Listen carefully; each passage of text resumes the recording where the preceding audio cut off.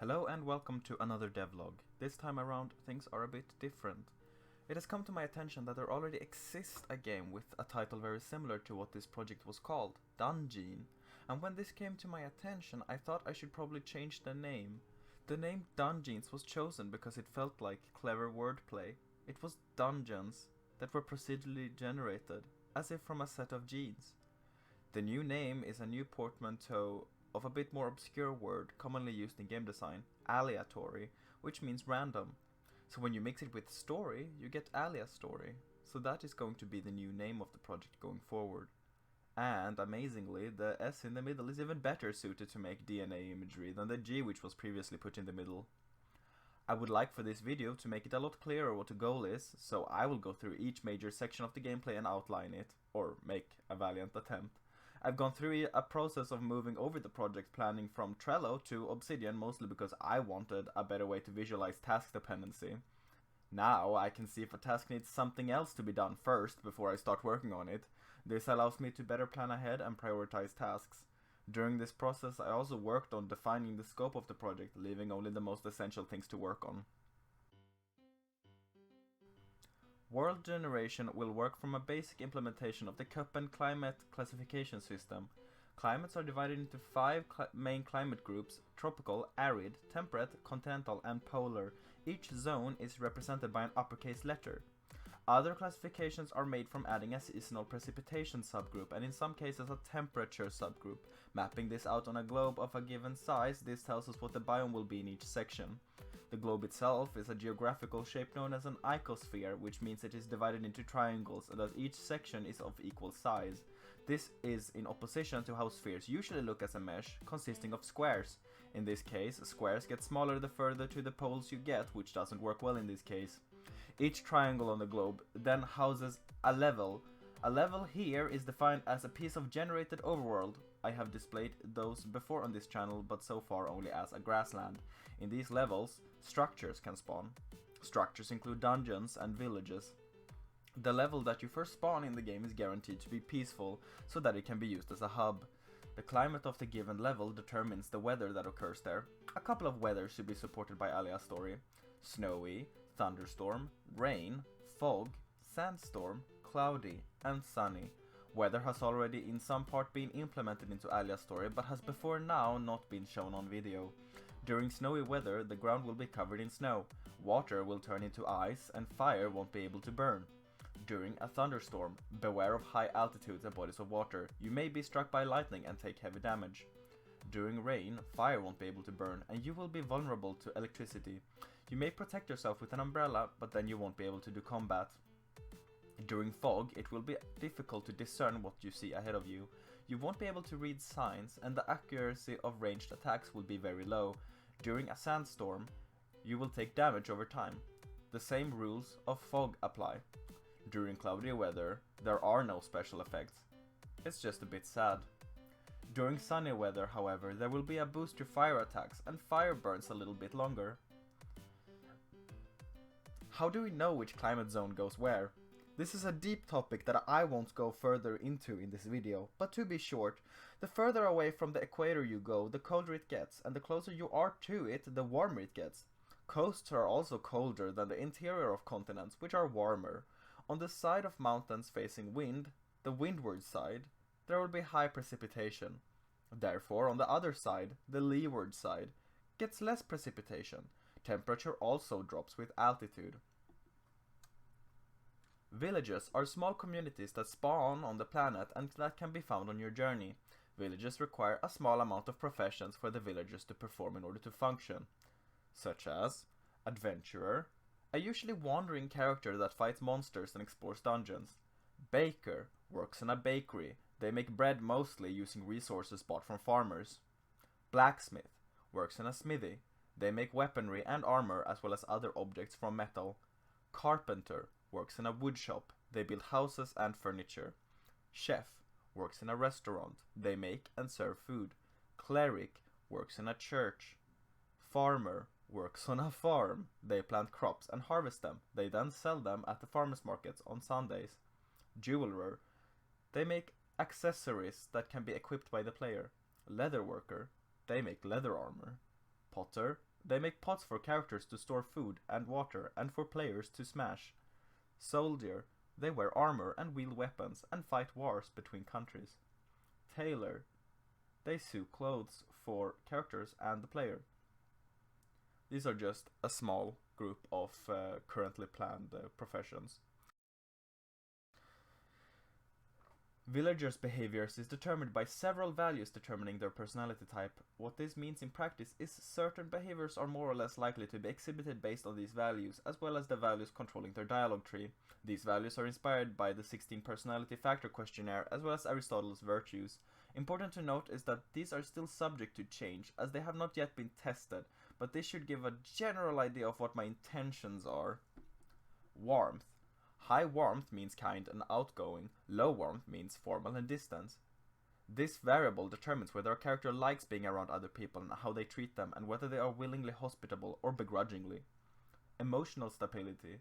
High emotional stability means accepting and calm. Low emotional stability means easily upset, could possibly go into an affective state. Dominance. High dominance means assertive and a bit aggressive. Low dominance means obedient and accommodating. This controls the dialogue tree of the character, choosing either a direct and demanding speech pattern or a people-pleasing and passive speech pattern. Liveliness. High liveliness means enthusiastic and animated. Low liveliness means serious and taciturn. This variable is used to determine how much the character in question speaks, but also their outward reaction to things they like. Rule consciousness. High rule consciousness means conforming and rule-bound. Low rule consciousness means self-indulgent and non-conforming. This determines what characters are more or less likely to hand you into the authorities if you play a character who goes into criminality, or perhaps if you're recognized as intruding onto foreign lands. It also determines how they talk about the culture. Low rule conscious characters tend to criticize the culture and display animosity towards conforming, calling them sheep. High rule conscious characters tend to criticize the other side, citing that the nail that sticks out gets hammered in. Social boldness. High social boldness means thick-skinned. Low social boldness means shy and timid. Very easy to intimidate, threaten, and induce fear into. They may hide from the player. This means the variable controls both the behavior and movement of the character, but also their dialogue tree. Abstractness. High abstractness means imaginative, but it also means they may get absorbed into thought and are easier to ambush.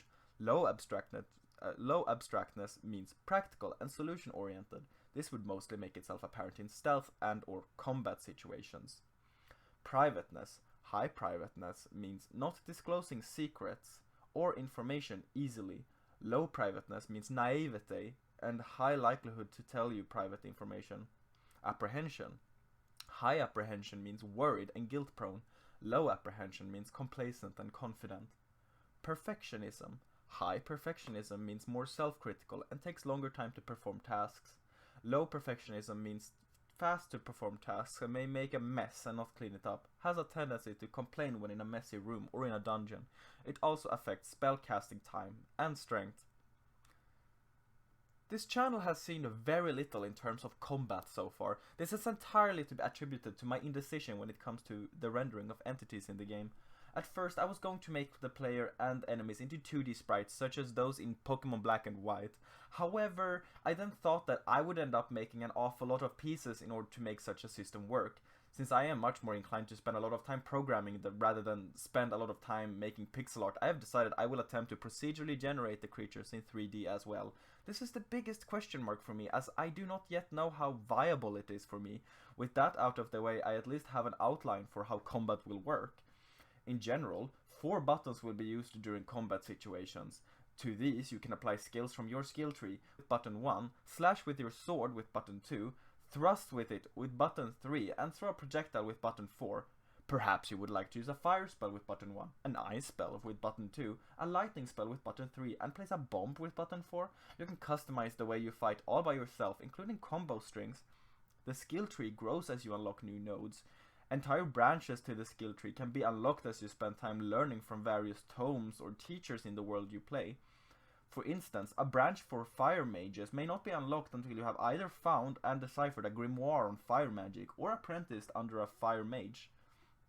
The elements at the start will be fire, water, earth, air, metal, wood, lightning, ice, and ether. This should cover the elemental systems of most basic RPGs, as well as the traditional Western system of magic, the Chinese Wuxing, and the Japanese God-Eye system. These have the capability to interact in interesting ways. Fire will light grass on fire. It can also be used to heat up metal, for instance, metallic armor, hurting the wielder. If used to heat up water, it creates steam. Water can make plants grow. It can also make objects and creatures made out of earth lose structural integrity. Water puts out burning fire, which creates smoke. Earth can be used to incapacitate water-dwelling creatures, as the water is absorbed by the earth. Can choke fire, including electrical fire, and nullify lightning. Air can be used both to fuel fire, but also to put it out. It can also be used to move things, such as leaves from the ground, and displace a boat. Metal is the element of almost all weapons by default, since they are generally made out of iron, bronze, or some such. In general, it is most strong against enemies made out of plants. Metal is also good against beings made out of ether due to fairy myths, especially iron. Wood can be used to shatter earth. It can also suck up water and get stronger during sunny weather and outdoors. Wood is in general resistant to air, since it bends to it rather than snaps. It takes quite a lot of wind to break it. Lightning can be used to shatter ice. It is not very effective against earth-based enemies, but will incapacitate metal-based enemies and is very strong against water-based enemies. Lightning can generate magnetism, which is ether in element. Ice can be used to freeze water and to cool down during hot weather. It can quickly freeze and slow down creatures of flesh and plant and kills wood fast. Ether, also known as void, is the power of the spirits and of that which cannot be seen. It is used to heal, to create force fields, but also to drain energy and to create illusions. It can be used to compress wood into diamond, giving it the earth element. It can also compress metal or earth into gravity wells, pulling in enemies. Ether also represents magnetism, so it can be used to control metal. It can also compress water into ice and steam into water. As for weapons, I intend to implement a few for variety. Swords deal slashing damage, cuts ropes and grass easily, causes bleeding. Maces deal bludgeoning damage. This breaks objects, rocks and ice easily. Arrows deal piercing damage. Piercing damage cannot harm skeletons and similar enemies with hold and hard bodies. Axes deal cleaving damage, causes bleeding effects, fractures bones, and is very strong against wooden enemies. In practice, this allows for a basic class set of warrior, fighter, paladin, barbarian, wizard, sorcerer, and other spellcasters, as well as basic rangers. However, AleaStory does not adhere to a strict class system. Rather, your class will emerge from how you choose to develop your skill tree. Some characters, however, will be locked into a certain class skill tree simply for storytelling reasons. The quest system will work internally by combining a target with an intention and a reason. For example, retrieve the ruby ring because Gertrude lost it, or capture the red fox because it has been eating cattle. The reason itself is made by combining these parts: consume cattle, capture the red fox, and retrieve the ruby ring because the red fox stole the ruby ring from Gertrude. All the types of actions are predetermined in the code, while the targets are locations, people, animals, objects, or items generated by the game. The current planned list of actions are as follows: capture an animal or person. Collect a set amount of items or objects. Conquer, take a location under your own control. Consume, eat or drink a substance. Deliver, take object to a person or location. Destroy an object or building. Locate, find an object or person within a location. Inquire, ask one or many things of a person. Rescue, save a person from a threat. Retrieve, fetch object back to the person who made the quest. Steal, take an object from a person without their consent. Utilize an object in order to perform action. Vanquish, eliminate the target. Finally, possibly the most ambiguous concept promised in the previous dungeon videos, the story system. With one press of a button, an entire story will generate, is what I said, roughly, and I still intend to deliver on that. I do not intend to use anything like an AI to create this. Of course, the generated story, while generated randomly, will also work within the confines of the parts that I give the generator. The story system will work in a similar way to the quest system, and will in fact be using the quest system in order to describe itself. We start with a start point and an end goal. Say we are a person living in some village, being a farmer. This is a story in which you will start from nothing. Say the end goal is that you need to defeat a demon who is amassing an army in a far-off land. Say that this demon's goal is to get its hands on a certain MacGuffin that would make it strong enough to take over the world. The story would then recognize that in order to defeat the demon, you'd need to destroy the MacGuffin, perhaps by throwing it into a volcano. I'm sure this story structure is familiar to most.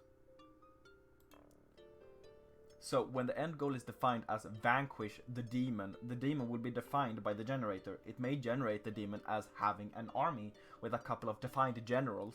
The goal of the demon might be to be defined as use MacGuffin to conquer the world.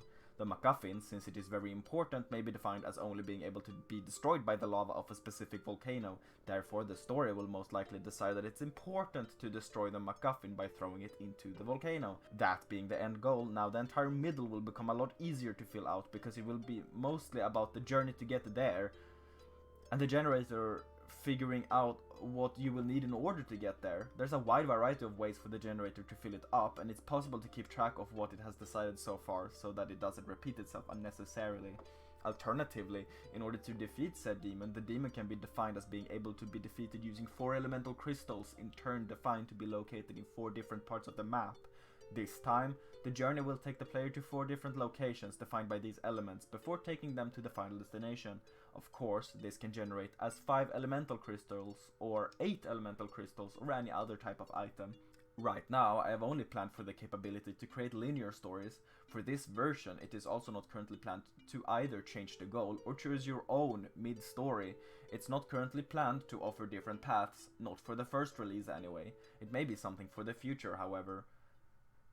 This concludes the overview of the scope of the project at this moment in time. I hope that this scoping down will make the path to the finish line straightforward and quick, and I'm happy to include everyone in this process. I will try to put in more effort into making these videos better than they used to be going forward. This way they can both be good content at the same time as I am conveying the current progress of the project. In the description down below is a link to a Discord server about the project. We are currently not many at all, but I hope that we can garner some more as the project proceeds. Like the video and subscribe if you want to see more. From me, out to the infinite void. Over and out.